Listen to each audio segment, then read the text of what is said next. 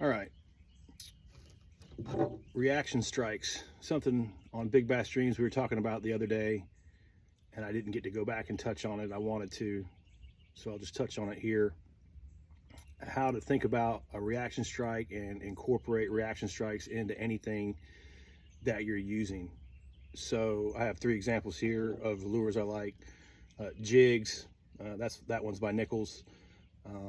You know, one of the best big bass baits, ever, of all time. I always keep a jig around. Big swim baits, been proven to trigger big bass.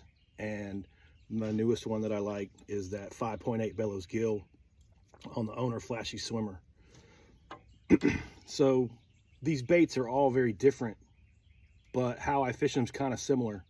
With the jig, I'm letting it go to the bottom, and I'm either giving it a quick pop up, making it hop a foot or 2 up. I want it to go up very fast, so it's a pretty aggressive pop. Or I can tight line to it, and I can turn the reel and pull the jig about 3 feet real fast with one quick reel turn. You can move it very quickly.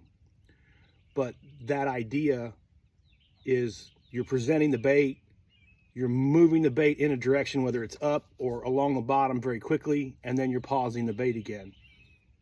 That will create a reaction strike. The same thing applies to the swim bait. You throw the swim bait to the bank, you pull it back out over the top of the fish, you move it with a large amount of speed, even if you go with the real high speed gears Oliver and I were talking about. That's good. Move it really fast, give it a pause, you'll get a reaction strike there. And what I like the most about this little rig, I've been fishing it a couple years now and having some really nice bass trigger on it, is you can do both. You can fish this like a jig or like a swim bait with that blade. You can drag it along the bottom, you can hop it like the jig I was talking about, you can burst the reel and drag it quickly, or you can fish it higher in the water column up under the surface and kind of give it some popping. I've had real good success, both ways with the Bellows Gill. And the general principle remains the same. It's where the bait goes in, it settles, it moves a quick distance, some short distance quickly, and then pauses. And that's how you can incorporate reaction strikes into pretty much any bait you fish with. Thanks.